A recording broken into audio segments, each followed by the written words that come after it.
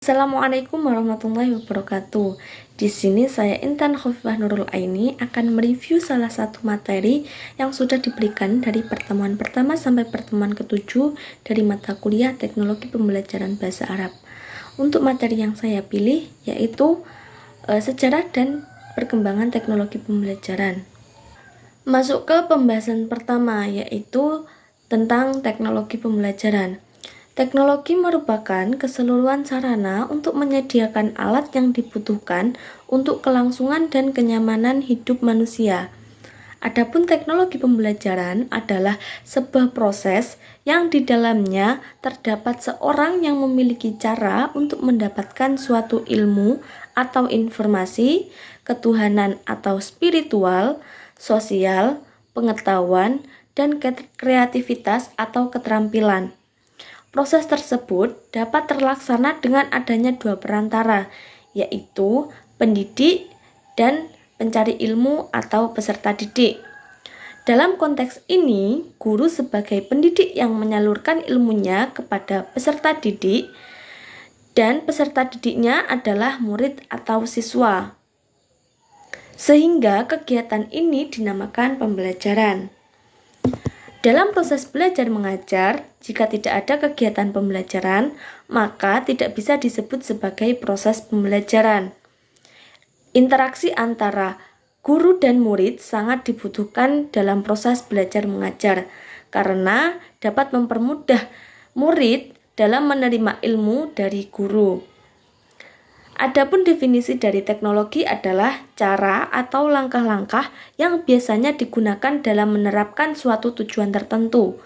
Sedangkan pembelajaran merupakan suatu kegiatan yang di dalamnya terlaksana proses pembelajaran antara seorang guru dan murid yang bertujuan mengembangkan pemikiran siswa menjadi lebih luas. Berdasarkan definisi yang digunakan dalam ekonomi, teknologi adalah sebuah langkah menggabungkan sumber daya untuk memproduksi produk yang diinginkan. Selanjutnya, teknologi pembelajaran merupakan salah satu bagian dari teknologi pendidikan. Berdasarkan pada konsep bahwa pembelajaran merupakan satu bagian dari pendidikan. Di dalamnya terjadi suatu proses ketika manusia, prosedur, akal, alat, dan organisasi saling terlibat dan mengelola solusi untuk masalah-masalah tersebut dalam situasi di mana pembelajaran dilakukan secara sengaja dan terkontrol. Sehingga dapat disimpulkan bahwa yang membedakan antara teknologi pendidikan dengan teknologi pembelajaran adalah proses pembelajarannya. Teknologi pendidikan dimaknai sebagai proses pembelajaran secara umum, sedangkan teknologi pembelajaran dimaknai lebih sempit atau lebih khusus, yaitu mengacu pada proses belajar yang terarah dan terkondisikan.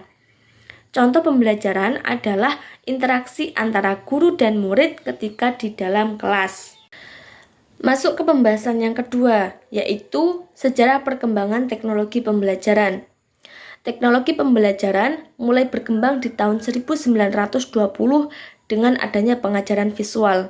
Pengajaran visual merupakan alat yang dipakai supaya dapat memberikan sesuatu kepada siswa yang bersifat visualisasi. Pengajaran visual ini hanya mengandalkan indera penglihatan saja, sehingga dengan media visual, siswa dapat memperlancar pemahamannya dan menguatkan ingatannya. Sejak tahun 1951, teknologi pembelajaran di Indonesia sudah mulai berkembang. Mulanya teknologi pembelajaran diartikan sebagai salah satu langkah yang digunakan untuk mencari masalah yang terdapat pada proses belajar mengajar dan mencarikan solusi permasalahan agar proses belajar mengajar dapat berlangsung dengan baik, sehingga dapat digunakan sebagai media komunikasi antara guru dengan siswa untuk memperlancar kegiatan pembelajaran.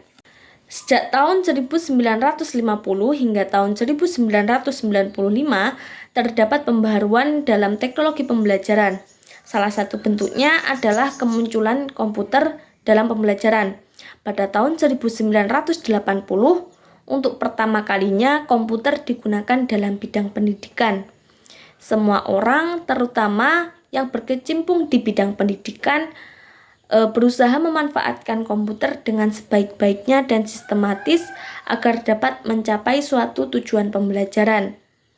Komputer ternyata menjadi antusiasme bagi masyarakat umum. Di awal tahun 1983, penggunaan komputer yang digunakan untuk pembelajaran mencapai 40% dari beberapa sekolah dasar dan 75% dari beberapa sekolah menengah. Tidak sedikit guru yang menyukai adanya keberadaan komputer pada saat itu, karena komputer dapat melakukan beberapa manfaat seperti mengetahui informasi tentang perubahan atau perkembangan dalam sistem pendidikan pada tahun tersebut. Pada tahun 1990-an, komputer mulai terlihat dampak yang sangat besar terhadap pembelajaran di setiap sekolah. Dampak yang paling terasa adalah kurangnya interaksi sosial terhadap sesama individu. Bahkan, hubungan interaksi menjadi canggung dengan sendirinya. Banyak teknologi pembelajaran baru yang ada di Indonesia saat ini. Contohnya seperti handphone, laptop, televisi, proyektor, dan lain sebagainya. Laptop termasuk sumber teknologi pembelajaran yang dapat dibawa kemana saja dan bersifat praktis, tidak seperti komputer yang membutuhkan listrik ketika dinyalakan. Di samping itu, laptop juga harganya lebih terjangkau dibandingkan dengan komputer. Sedangkan proyektor merupakan fasilitas yang digunakan setiap penyampaian materi dan tujuannya untuk mempermudah guru dalam menyampaikan materi kepada siswa. Bahkan di zaman sekarang, mayoritas masyarakat menggunakan handphone untuk berinteraksi di bidang sosial maupun di bidang pendidikan. Sebab cukup dengan genggaman, manusia dapat mengetahui informasi terkini di seluruh belahan dunia, atau biasa disebut dunia dalam genggaman. Tidak sedikit teknologi yang bersifat menguntungkan terhadap setiap orang, sebab adanya teknologi membantu dan mempermudah dan membuat setiap orang akan merasakan kemudahan tersendiri dalam pencarian ilmu ataupun informasi tersebut. Dari masa ke masa, perkembangan teknologi pembelajaran semakin pesat. Hal ini dibuktikan dengan para ilmuwan yang mengungkapkan pendapatnya mengenai bermacam-macam metode yang digunakan dalam teknologi pembelajaran. Di antaranya terdapat metode ceramah, yang kedua metode tanya jawab, dan yang terakhir adalah metode penugasan. Metode ceramah yaitu metode utama yang dipakai dalam pembelajaran. Pada metode ini, guru lebih berperan aktif daripada siswanya.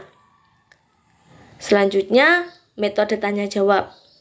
Metode tanya jawab merupakan interaksi antara guru dan siswa. Pada metode ini, guru berperan sebagai fasilitator bagi siswa. Dalam hal ini, siswa dituntut agar lebih aktif. Selanjutnya, yang terakhir yaitu metode penugasan. Metode penugasan yaitu sejumlah soal yang diberikan guru kepada siswa, yang biasanya guru mengambil manfaat dengan pengambilan nilai kepada siswa.